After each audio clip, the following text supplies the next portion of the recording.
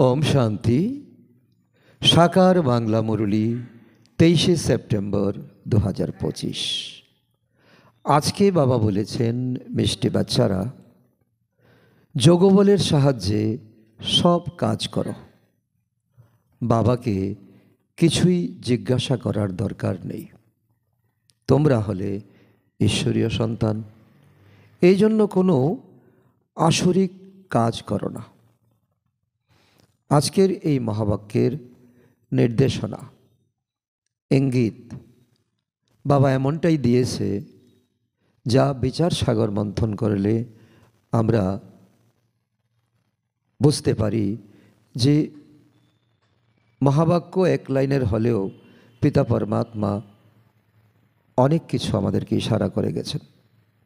তিনি বলেছেন জন্মের সময় প্রত্যেকটা আত্মাই উইজডম আর ফ্রিডম নিয়ে আসে। তার বিবেক বুদ্ধি থাকে আত্মাতে এবং কর্ম করার স্বাধীনতা থাকে। আর তার জন্য তোমার বিবেকই বলবে কোন কাজটা মন্দ, কোন কাজটা ভালো। তো এই একটা কথাই যদি তোমরা মনে রাখো যে পরমাত্মা বলছেন যে আসুরি কর্ম করবে না, তার মধ্যে সব কিছু এসে যায়।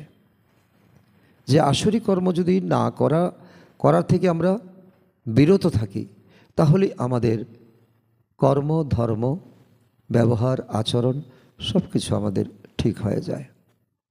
কারণ সত্যযুগে আমাদের সন্তান প্রাপ্তি হবে যোগবলের দ্বারা। আর এখন আমরা জীবনের বিভিন্ন ধাপে বিভিন্ন রকমের আমরা আশা আকাঙ্ক্ষা করি।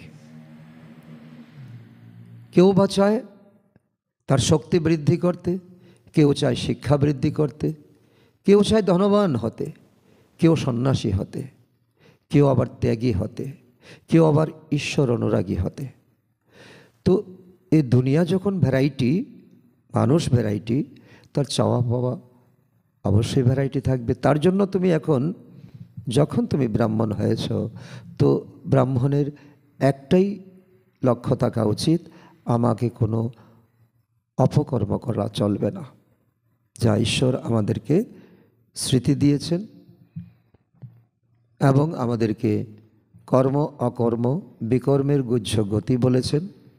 তো এটা জেনে কখনো আমরা অপকর্ম করব না, তাহলেই প্রতিটা মুহূর্তে আমাদের কর্ম হবে শ্রেষ্ঠ। আর ঈশ্বরকে জিজ্ঞাসা করার কোনো প্রয়োজন নেই এই অবস্থায় আমি কি করব, এটা করলে কি আমার লাভ হবে কি লোকসান হবে, আমি কি বিয়ে শাদী করব, আমি কি সংসার স্থাপন করব, আমি কি শিক্ষা দীক্ষা করব না। অপকর্ম না করে যাই কিছু তুমি অঙ্গীকার করো, যাই কিছু তুমি ভাবনা করো, সেটা ঈশ্বরের ইয়াদে। কারণ আমরা হলাম এখন কর্মযোগী, কর্মের মধ্যে যোগ, তবেই আমাদের কর্ম শ্রেষ্ঠ কর্ম হবে। প্রশ্ন, এই যোগবলের দ্বারা তোমরা কি এমন আশ্চর্য বিষয় করে দেখাতে পারো?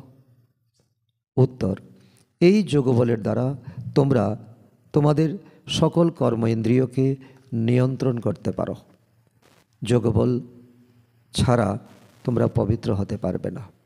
যোগবলের দ্বারাই সমগ্র সৃষ্টি পবিত্র হবে। এই জন্য পবিত্র হওয়ার জন্য বা ভোজনকে শুদ্ধ বানানোর জন্য স্মরণের যাত্রায় থাকো, যুক্তি সহকারে চলো, সকলের সাথে নম্র ব্যবহার করো। তো এই যোগবলের যে আশ্চর্য তা হলো, প্রথমে হলো আমাদের পঞ্চকর্ম ইন্দ্রিয়কে নিয়ন্ত্রণে আনা। কারণ এই রাজ্যের যদি আমি রাজা হতে পারি, কারণ আমার চক্ষু, নাসিকা, জিহ্বা, ত্বক এই পাঁচ কর্মচারীর মালিক হলাম আমি আত্মা। তো আমি আত্মা যদি এই পাঁচ কর্মচারীকে সঠিকভাবে না চালনা করতে পারি তো সত্যযুগে গিয়ে কি করে আমি দেবতা হয়ে রাজ্য পরিচালনা করব? আর যোগবল থাকলেই আমরা সম্পূর্ণ পবিত্র হতে পারবো, পবিত্র হয়ে পিতা পরমাত্মার সঙ্গে ঘরে যেতে পারবো। আর শুধু আমি নয়, সারা বিশ্ব পরিবর্তন হবে এই যোগবলের দ্বারা। আর এই যোগবলের দ্বারাই আমরা এই ভোজনকে আমরা শুদ্ধ করতে পারি। কারণ যেমন অন্ন তেমন মন। তো অন্নকে শুদ্ধ রাখতে গেলে তো আমাদের যোগবল প্রয়োগ করতেই হবে, আর যুক্তিতে চলতে হবে আমাদের। যুক্তি দিয়ে মুক্তি। কখনো কোথাও যদি আমাদের টেরা হয়ে চলতে হয়, টেরা হয়ে চলতে হবে। কারণ আমি আত্মা এবং ঈশ্বর পরমাত্মার নির্দেশিত পথে চলতে গেলে যদি কোথাও টেরা হতে হয়, হতেই হবে। আর সবচেয়ে বড় কথা হলো সকলের সঙ্গে যে ঈশ্বরের জ্ঞান গুণ দেওয়া শক্তিতে আমরা ফলীভূত হয়েছি, তার জন্য নিজেকে ফ্লেক্সিবল করা, নম্র হয়ে থাকা। তো এই হলো আজকের সার প্রশ্ন উত্তরের মর্মার্থ, আর তাকে আমরা বিচার বিশ্লেষণ করব। এখন আমরা ডিটেল মুরলি শুনব। ওম শান্তি। আত্মাদের পিতা তার আত্মারূপী বাচ্চাদেরকে বোঝাচ্ছেন। কি বোঝাচ্ছেন? রোজ প্রতিদিন বোঝাচ্ছেন। দুনিয়াতে কারুরই এই বিষয়ে জানা নেই যে আধ্যাত্মিক বাবা এসে স্বর্গের বা নতুন দুনিয়ার স্থাপনা কিভাবে করছেন। অনেক মানুষ আধুনিকতায় চলে গেছে, উপরে আকাশ নিচে মাটি আবিষ্কার করে ফেলেছে অনেক কিছু, কিন্তু নতুন দুনিয়া ঈশ্বর এসে কি করে স্থাপন করেন এ বিষয়ে মানুষ বিন্দু বিসর্গ কেউ কিছুই জানে না, কেউই জানে না। তোমরা বাবার কাছে কোনো কিছু চাইতে পারো না, কারণ বাবা তোমাদের জন্মের সময় আত্মার মধ্যে ফ্রিডম, উইজডম দিয়ে দিয়েছেন। বাবা সব কিছুই বুঝিয়ে দেন, আর এই মুরলিতে সব কিছুই বাবা আমাদেরকে রোজ প্রতিদিন আমাদের সামনে সম্ভার করে তোলেন। বাবাকে কিছুই জিজ্ঞাসা করার দরকার নেই, এটা করব কি করব না, এই পথে চলবো কি চলবো না, তো সব কিছুই বাবা নিজেই বুঝিয়ে দেন। তো বাবা এও বলছেন যে আমাকে প্রতি কল্পে এই ভারতখণ্ডে এসে কি করতে হবে সেটা আমি জানি, তোমরা জানো না। বাবা প্রতিদিন তোমাদের বোঝাতে থাকেন। কেউ যদি কোনো কিছু জিজ্ঞাসা নাও করে তবু সব কিছুই আমি বুঝিয়ে দেই। তো বাবা এই বিশ্বের সকল আত্মার পিতা, তিনি জানেন যে আমাদের আত্মা ভ্যারাইটি হতে পারে, কিন্তু সমস্যা তো মোটামুটি সকলেরই প্রায় একই রকম। কারো ধন সম্পত্তি নিয়ে সমস্যা, কারো ব্যবসা নিয়ে সমস্যা, কারো তার পরিবার নিয়ে সমস্যা, কারো বন্ধুত্বের মধ্যে সমস্যা, কারো পতিপত্নীর মধ্যে সমস্যা। তো বাবা কেউ যদি কোনো বাচ্চা যদি নাও জিজ্ঞাসা করেন সারা পৃথিবীর জন্য এই মহাবাক্য, বাবা সব কিছু বুঝিয়ে বলেন। বাচ্চারা কখনো জিজ্ঞাসা করে যে বাবা খাদ্য ও পানীয়র ক্ষেত্রে অনেক সমস্যা হয়ে যায়, তো বাইরে যেতে হয়, এখানে যেতে হয়, সেখানে যেতে হয়, তো খাদ্য পানীয় কী করে শুদ্ধ রাখবো, পবিত্র রাখবো? তো এখন এটা তো হলো বোঝার মতো বিষয়।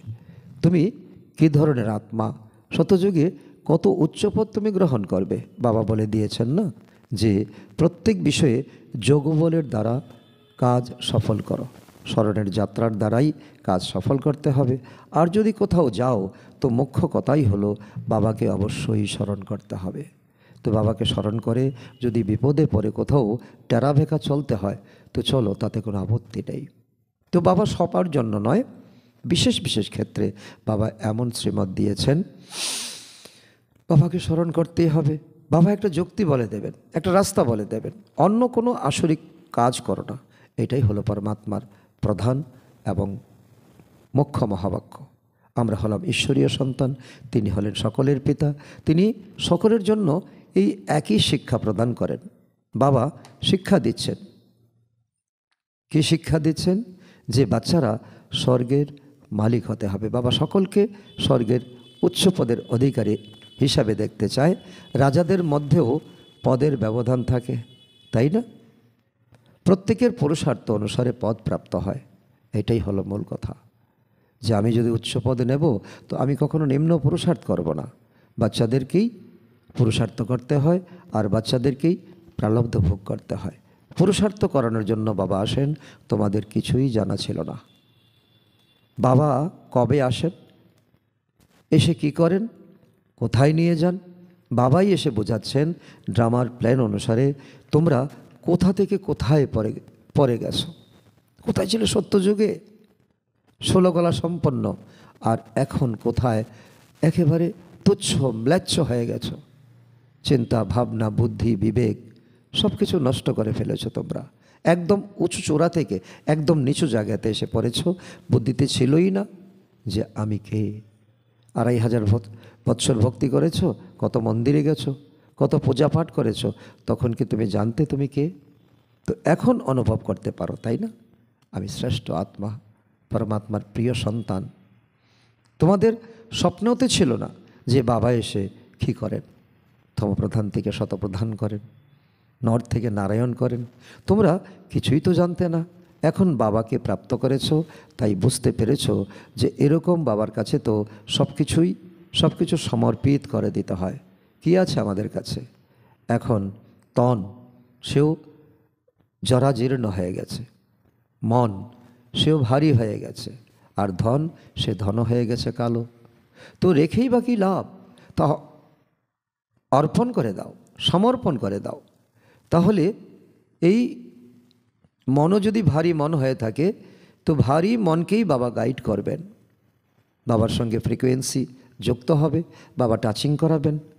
তো যেরকম পতিব্রতা স্ত্রী কি করে, তার পতির কাছে সব কিছু সমর্পিত করে দেয়, এমনকি চিতায় চড়তেও ভয় পায় না। তো এক সময় তো সতীদাহ প্রথা ছিল, কারণ পুরুষ যদি মারা যেত, তার সঙ্গে চিতার মধ্যে স্ত্রীকেও তুলে দেওয়া হতো আর ঢাকঢোল পিটানো হতো, যাতে তার চিৎকার কেউ শুনতে না পায়। একটা মৃত ব্যক্তির সঙ্গে একটা জীবন্ত নারীকে তুলে দেওয়া হতো। তারপর এটা রাজা রামমোহন রায় বিশেষ উদ্যোগ নিয়ে ইংরেজ শাসনে আইন করে সেটাকে বন্ধ করে দিয়েছেন। তো সেজন্য এমনকি চিতায়ও চড়তে ভয় পেত না, কত সাহসী হতে হয়। আগে তো পতির জ্বলন্ত চিতার উপর অনেক স্ত্রী নিজের জীবনকে উৎসর্গ করে দিত। এখানে তো বাবা তো এরকম কোনো কষ্ট দেন না, যদিও নাম দিয়েছেন জ্ঞান চিতা। কারণ আগে ছিলে তোমরা কাম চিতাতে, রাবণের কথা মতো চলেছ, এখন জ্ঞান চিতাতে বসতে হবে, যেখানে কোনো যজ্ঞ নেই, অগ্নি নেই, কোনো ঘৃতাহুতি নেই। কিন্তু এখানে জলে পড়ে যাওয়ার কোনো প্রশ্নই ওঠে না। বাবা এত সহজ করে বুঝিয়ে দেন, যেমন মাখন থেকে চুলকে তুলে নেওয়ার মতো। বাচ্চারা বুঝতে পেরেছে না যে বরাবর জন্ম জন্মান্তরের পাপের বোঝা মাথায় আছে। কোনো এক অজামিলের কথা, একজনের কথা বলা হয়নি, একজন সীতার কথা বলা হয়নি, একজন দ্রৌপদীর কথা বলা হয়নি।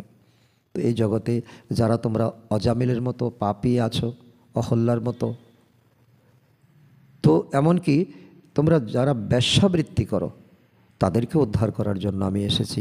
প্রত্যেক মানুষ এক পরস্পরের থেকে অল্প বিস্তর অজামিল।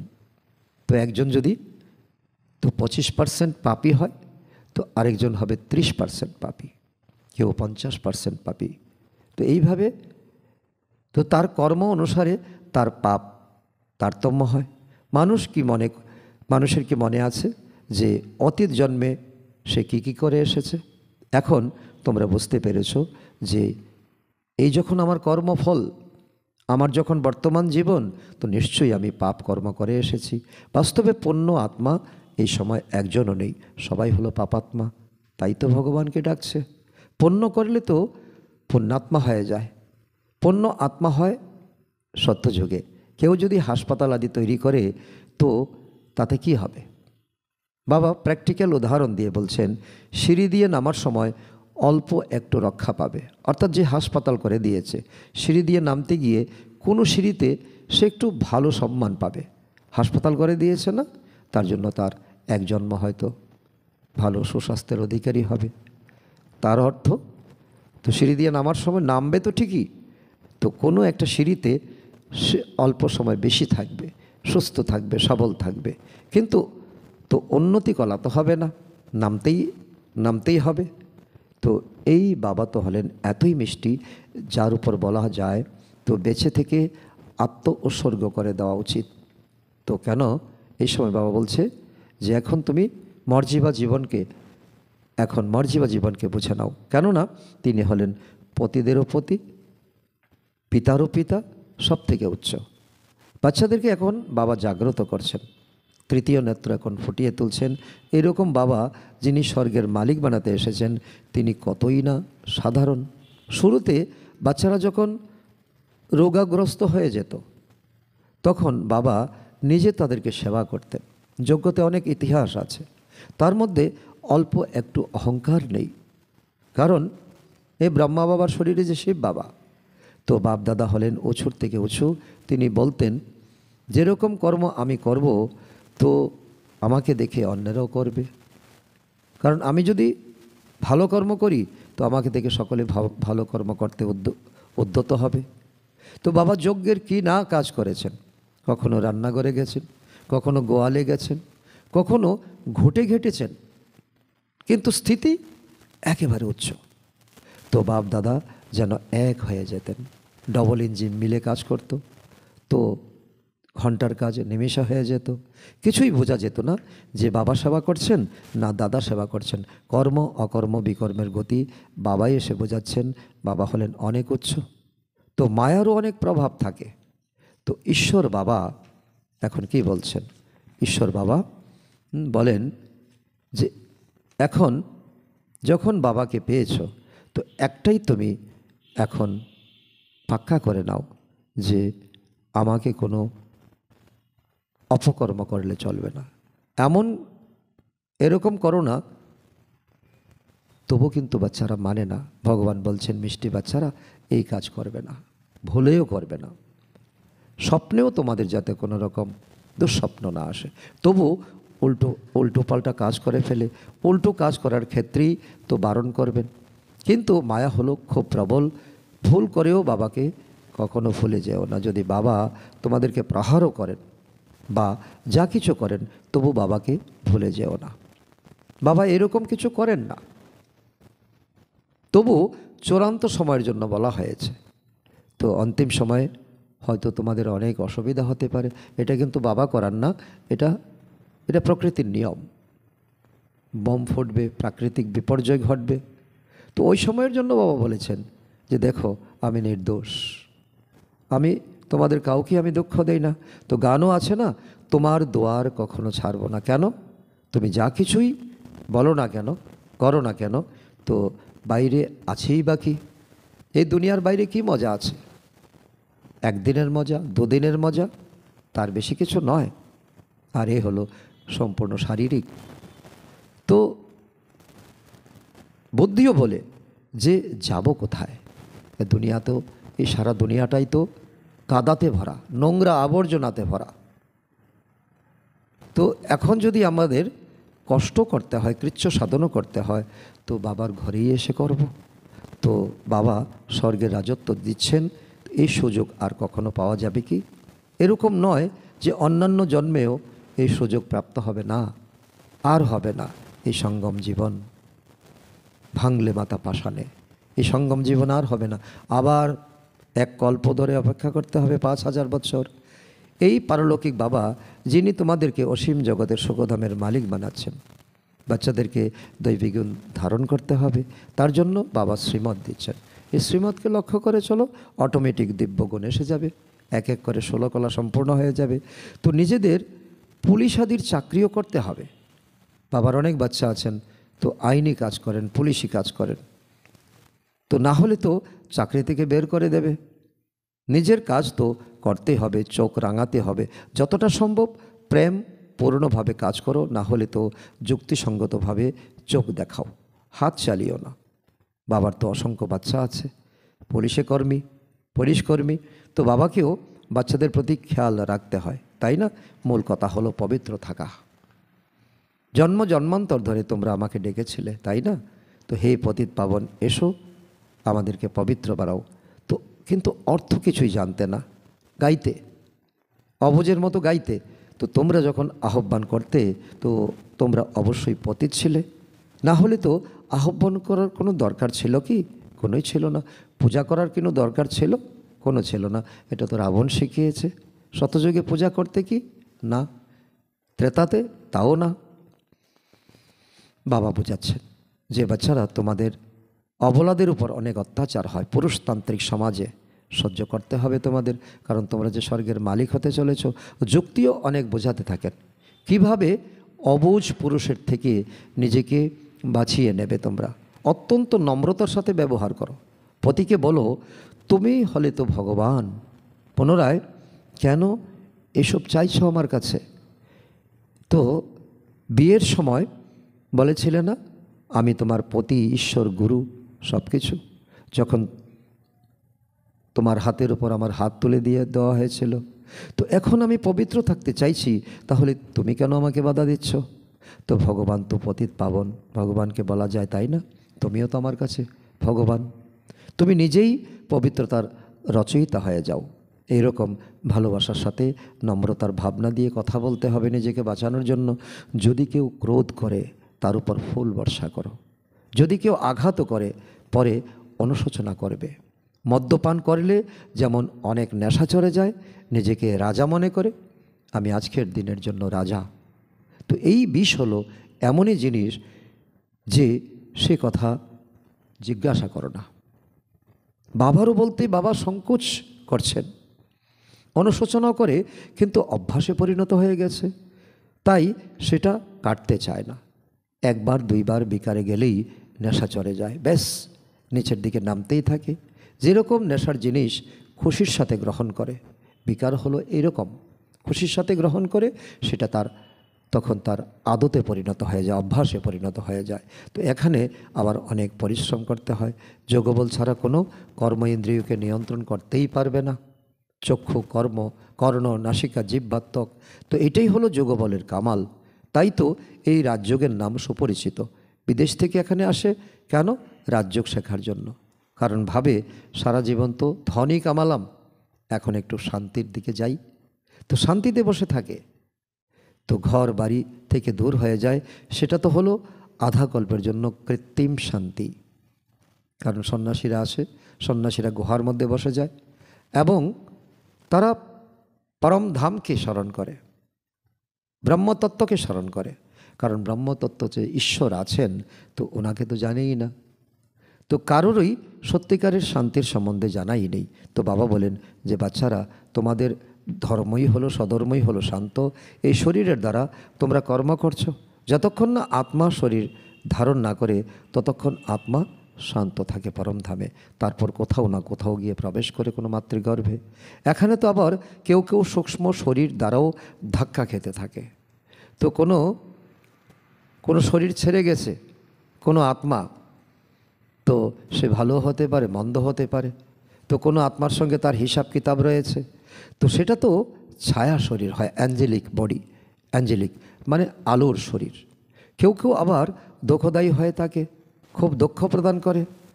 কেউ আবার খুব ভালো হয়। তো এখানেও কেউ কেউ ভালো মানুষ হয়ে থাকে, যারা কাউকে কখনো দুঃখ দেয় না। তো এই জ্ঞান মার্গে এসেও তো অনেকের এমন বোধোদয় হয়, আমি কেন আরেকজনকে দুঃখ দেব। আবার কেউ তো অনেক দুঃখ দিয়ে থাকে এত কিছু জানার পরেও। তো কেউ আবার যেরকম সাধু মহাত্মার মতো হয়ে যায়। বাবা বোঝাচ্ছেন যে মিষ্টি মিষ্টি হারানিদি বাচ্চারা, তোমরা 5000 বৎসর পর পুনরায় আমার সাথে মিলন করতে এসেছো। তো কী নেওয়ার জন্য এসেছো বলো? তো বাবা বলে দিয়েছেন, তোমরা কি প্রাপ্ত করতে চলেছ। বাবা, আপনার থেকে আমরা কি প্রাপ্ত করব, এইসব প্রশ্নই নেই। কোনো এখানে স্বার্থের কোনো খেয়ালই থাকা উচিত নয়। আপনি তো হলেনই হ্যাভেনলি গডফাদার, নতুন দুনিয়ার রচয়িতা। তো অবশ্যই আপনার থেকে বিশ্বের রাজ্যপদ আমরা প্রাপ্ত করব, এতটুকু জেনে গেছি। তো এবার আমি কতটা করছি এটাও তো আমাকে দেখতে হবে। বাবা বলেন যে অল্প কিছু জ্ঞানও যদি তোমরা বুঝে থাকো, তাহলে মনে রেখো তোমরা স্বর্গে অবশ্যই আসবে। আমি স্বর্গের স্থাপনা করতে এসেছি। কেউ উচ্চপদ পাবে, কেউ মধ্যম, কেউ কনিষ্ঠ। ভগবান আর প্রজাপিতা ব্রহ্মা হলেন সবচেয়ে বড় ব্যক্তিত্বের অধিকারী। তোমরা জানো যে বিষ্ণু কে? বিষ্ণু কে? কারণ এখন ব্রহ্মা পুরুষার্থ করে প্রারব্ধ ভোগ করবেন সত্যযুগে। ওনার প্রথম জন্মই হবে কৃষ্ণ, কৃষ্ণ থেকে হবেন তিনি নারায়ণ। নারায়ণ এবং লক্ষ্মীর দুই রূপ হলো বিষ্ণু। বিষ্ণুর হাতে বিষ্ণুর 4 ভুজ দেখানো হয়েছে, শঙ্খ, চক্র, গদা, পদ্ম। তো আর কারোরই এ বিষয়ে জানা নেই। তোমরা তো বলবে তো যে আমরা হলাম ওনার বংশধর। এই লক্ষ্মী নারায়ণ তো সত্যযুগে রাজত্ব করে থাকে, মহারাজা মহারানী হন। এই চক্র আদি বাস্তবে বিষ্ণুর জন্য নয়, শঙ্খ, চক্র, গদা, পদ্ম। তো এই অলঙ্কার হলো আমাদের ব্রাহ্মণের জন্য। এখন আমরা পড়াশোনা করছি, এখন আমাদের যোগ্যতা অর্জন করতে হবে, এখন এটাই হলো জ্ঞান। সত্যযুগে কি এরকম বোঝানো হবে? এরকম কথা বলার শক্তি কারোর মধ্যে নেই। কারণ জ্ঞান মার্গ আর ভক্তি মার্গের মধ্যে একটা অন্তর হয়ে আছে, একটা ফারাক হয়ে আছে। তো সাহস করে এগিয়ে যাওয়া আর বুদ্ধি রেখে চলা অত্যন্ত কঠিন ব্যাপার। তোমরা এখন এই 84 জন্মের চক্রের কথা জানো। এর অর্থ কেউ বুঝতে পারে না, বাচ্চাদের বাবা বুঝিয়েছেন, বাচ্চারা বুঝে গেছে। আমাদের তো এখন এই অলংকার শোভা পায় না। আজ আমরা ব্রাহ্মণ আছি, কাল শূদ্র হয়ে যাব। আমরা এখন শিক্ষা গ্রহণ করছি, তো শিক্ষার্থীদের কোনো ভ্যালুয়েশন থাকে না। পুরুষার্থ করছি, পুনরায় এরকম বিষ্ণুর মতো তৈরি হয়ে যাব, সুদর্শন চক্র ঘোরাতে ঘোরাতে আবার দেবতা হয়ে যাব। এটা আমাদের আশা, এটা লক্ষ্য, এটা এইম অবজেক্ট। সুদর্শন চক্র অর্থাৎ রচয়িতা আর রচনার আদি মধ্য অন্তকে জানা, তাকে রিভাইজ করা, তাকে হৃদয়ঙ্গম করা, তাকে নিজের আচরণের মধ্যে আনা। সমগ্র দুনিয়াতে কেউই এটা বোঝাতে পারবে না যে এই সৃষ্টি চক্র কীভাবে পুনরাবৃত্তি হয়। দুনিয়াতে কত বিদ্বান পণ্ডিত রয়েছে, বাবা কত সহজ করে বুঝিয়ে দিচ্ছেন। এই চক্রের আয়ু তো এত বড় হতেই পারে না যা ভক্তিতে তোমরা বলে এসেছ। মানুষের আদম শুমারি শোনানো হয়ে থাকে, এত মানুষ আছে, এখন 850 কোটি লোকের মতো আছে এ দুনিয়াতে বসবাসকারী। এরকম কি বলা হয় যে কচ্ছপ কতগুলি আছে, মৎস্য কতগুলি আছে, গণনা করে দেখি। মৎস্য ডিপার্টমেন্টকে অর্ডার দিল, তোমরা এই জলাশয়কে কাউন্ট করো, ওই জলাশয়কে কাউন্ট করো, না, কখনো নয়। তো এগুলো তো প্রাকৃতিক জীব, তাদের কর্মভাগ্য বলে কোনো কথা নেই। মানুষ অপবিত্র, তো দুনিয়ার অন্যান্য জীবজন্তু অপবিত্র হয়ে গেছে। মানুষ পবিত্র, শতযুগে কোনো দংশন করার মতো বিষধর সাপ থাকবে না। তো বাবা সব কিছুই যুক্তিসঙ্গত উত্তর বলে দেন, শুধুমাত্র সেই সবগুলি কথার উপর মনসংযোগ করতে হবে, বিচার সাগর মন্থন করতে হবে। বাবা এও বুঝিয়েছেন যোগবলের দ্বারা তোমরা সৃষ্টিকে পবিত্র বানাতে পারো, কারণ শতযুগে যোগবলের দ্বারাই তোমাদের সন্তান সন্ততি এ পৃথিবীতে আসবে, কম কথা নয়। তাহলে কি যোগবলের দ্বারা খাদ্যকে তোমরা শুদ্ধ করতে পারো না? কারণ তুমি এখন নর থেকে নারায়ণ হবে, অনেক বড় লক্ষ্য রেখেছ, কিন্তু ভোজন তোমার ম্লেচ্ছ। মন্দিরে কি ম্লেচ্ছ ভোগ দাও না তো? তো এই দেহরূপী মন্দিরে কেন তুমি ম্লেচ্ছ ভোগ দিচ্ছ? যখন ভোগ দিচ্ছ তো তোমার মনরূপী ইন্দ্রিয়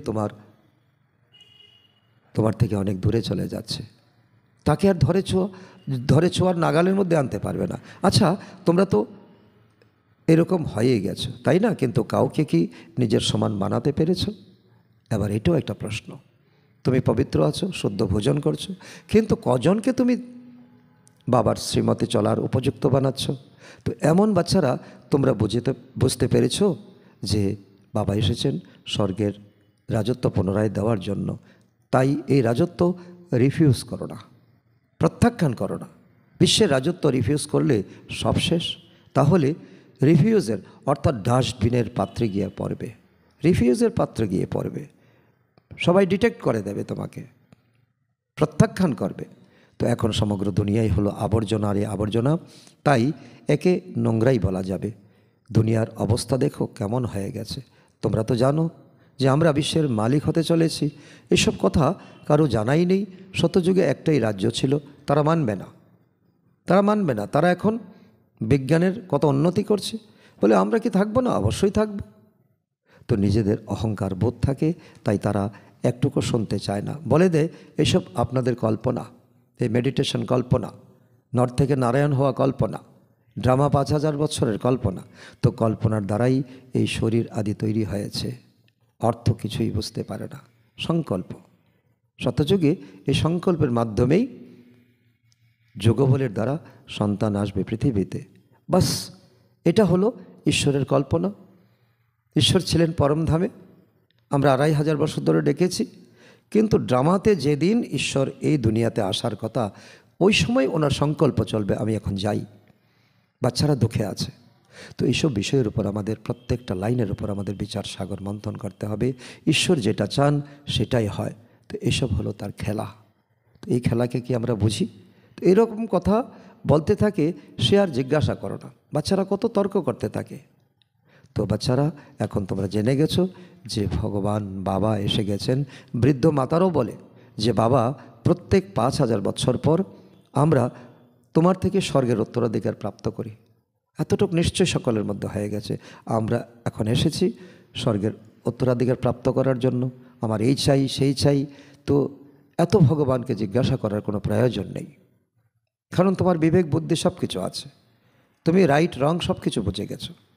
তো এখন কোনটা চাইতে কোনটা চেয়ে বসো। সুতরাং এর দায়িত্ব ভগবান নিতে চাইছেন না। তোমার যদি বুদ্ধির তালা খোলে তাহলে তো মঙ্গল, আর না হলে অমঙ্গল। তোমরা জেনে গেছো সকল অ্যাক্টরদের নিজের নিজের পার্ট রয়েছে। একজনের পার্ট অন্যজনের সঙ্গে মিলবে না, যেমন চেহারা মিলবে না। তোমরা পুনরায় এই নাম রূপে এসে এই সময় বাবার থেকে উত্তরাধিকার নেওয়ার জন্য পুরুষার্থ করবে। এটাই ড্রামা। ড্রামাতে আছে কত অপরিমিত উপার্জন। যদিও বাবা বলেন যে অল্প একটু শুনলেও স্বর্গে আসতে পারবে।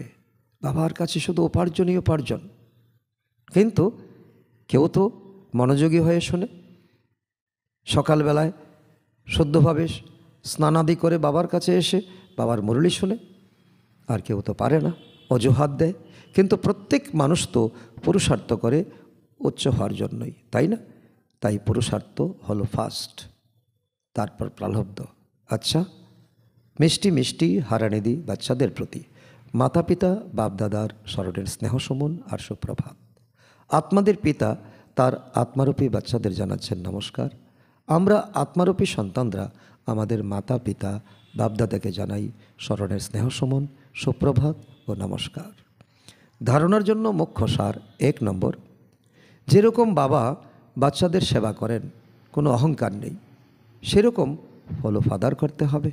বাবার শ্রীমতে চলে বিশ্বের রাজপদ প্রাপ্ত করতে হবে, রিফিউজ করো না। নাম্বার 2, বাবারও বাবা, পতিদেরও পতি, যিনি হলেন সবার থেকে উচ্চ এবং মিষ্টি, তার প্রতি বেঁচে থেকেও নিজেকে উৎসর্গ করে দিতে হবে। জ্ঞান চেতায় বসতে হবে। ভুলেও কখনো বাবাকে ভুলে গিয়ে উল্টো পাল্টা কাজ করো না। বরদান, খুশির অখণ্ড খাজানা দিয়ে ভরপুর সদা নিশ্চিন্ত বাদশাহ ভব। তো খুশির খাজানাই তোমাদের পুঁজি। এই পুঁজি দিয়ে তোমরা বিত্তবান হয়ে যাবে, নিশ্চিন্ত বাদশাহ হয়ে যাবে। তো বাদশাহ হওয়ার চাবিকাঠি হলো প্রতিদিন প্রতি মুহূর্ত খুশিতে থাকা। খুশির সাগর থেকে প্রতিদিন খুশির অক্ষুণ্ণ খাজানা প্রাপ্ত হয়। এই জন্য যে কোনো পরিস্থিতিতে খুশি হারিয়ে যায় না। ব্রাহ্মণ বাচ্চাদের কোনো কথার জন্য চিন্তা হয় না। এমন নয় যে প্রপার্টির কী হবে, পরিবারের কী হবে, পরিবর্তনই হবে, তাই না? পুরানো দুনিয়াতে যতই শ্রেষ্ঠ কোনো কিছু থাকুক না কেন, সব তো পুরানো। এই জন্য নিশ্চিত হয়ে গেছো যা কিছু হবে ভালোই হবে। ব্রাহ্মণদের জন্য সব কিছু ভালোই হবে, খারাপ কিছুই হবে না। তোমাদের কাছে এখন এমনই এক বাদশাহী আছে যেটাকে কখনো কেউ ছিনিয়ে নিতে পারবে না। স্লোগান, এই সংসারকে এক অলৌকিক খেলা আর পরিস্থিতিকে খেলনা মনে করে চলো, তাহলে কখনো নিরাশ হবে না। অব্যক্ত ইশারা। এখন লগনের অগ্নিকে প্রজ্বলিত করে যোগকে জ্বালারূপ বানাও। জ্বালারূপের লাস্ট তথা ফার্স্ট পুরুষার্থ এখনও বাকি আছে। পাণ্ডবদের কারণে যাদবরা অপেক্ষা করছে। পাণ্ডবদের শ্রেষ্ঠ শান, আত্মিক শানের স্থিতি যাদবদের দুঃখদায়ী পরিস্থিতিগুলিকে সমাপ্ত করবে। তো নিজের শান থেকে দুঃখী আত্মাদের, নিজের শানে থেকে দুঃখী আত্মাদেরকে, দুঃখে থাকা আত্মাদেরকে শান্তি আর সুখের বরদান দাও। জ্বালাস্বরূপ অর্থাৎ লাইট হাউস আর মাইট হাউস স্থিতিকে বুঝে এই পুরুষার্থ করতে থাকো। আর এই পাণ্ডবদের জন্য যাদবরা অপেক্ষা করছে, তাদেরকেও যে এখন তারা বলবে বিনাশ বিনাশ, তোমরা বলবে কল্যাণ হোক, কল্যাণ হোক, মঙ্গল হোক, কারণ আমাদের পিতা পরমাত্মাই হলেন কল্যাণকারী, মঙ্গলময়। আজকের সমান আমি সদা নিশ্চিন্ত বাদশাহ আত্মা। আচ্ছা, ওম শান্তি।